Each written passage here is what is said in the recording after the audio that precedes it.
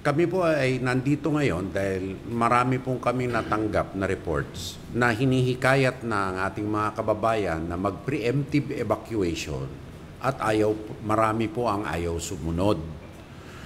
Kaya magkakaroon ng forced evacuation sa iba't ibang mga lugar na kakayanin pa.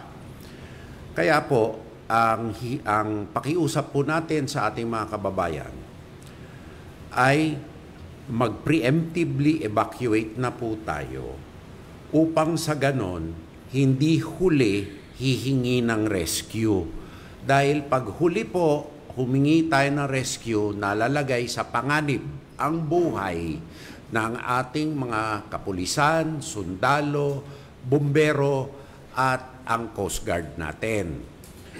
Ngayon, ayaw ko naman po magbanta. Ngunit kapag may order na forced evacuation ang ating kapulisan at hindi po ito sinunod, ito po ay labag sa batas at disobedience to a person in authority. Ayaw po natin umabot sa ganon dahil buhay po ang ating pinagtatanggol dito.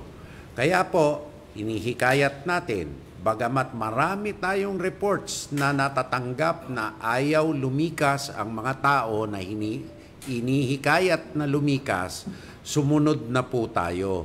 Dahil ito'y makakasave ng buhay hininyo at inyong mga pamilya at hindi natin ilalagay sa alanganin ang buhay ng ating mga mananagip ng buhay. So, ito po ay pakiusap sa inyong lahat. Antabayanan pa itong Facebook Live na ito na 24/7. Ang ating mga ehensya ay magbibigay ng live reports po sa inyong lahat para sa ganon tuloy-tuloy ang communications. So, magmula po sa amin dito na lahat na po ng ahensya ng gobyerno nandito ngayon. Kami po ay nakikiusap sa inyong lahat na makipagtulungan na po sa amin. Para sa ganon, maayos ang pagbigay ng tulong sa inyo po at hindi po tayo magbuwis ng buhay na walang dahilan. So, marami pong salamat sa inyong lahat.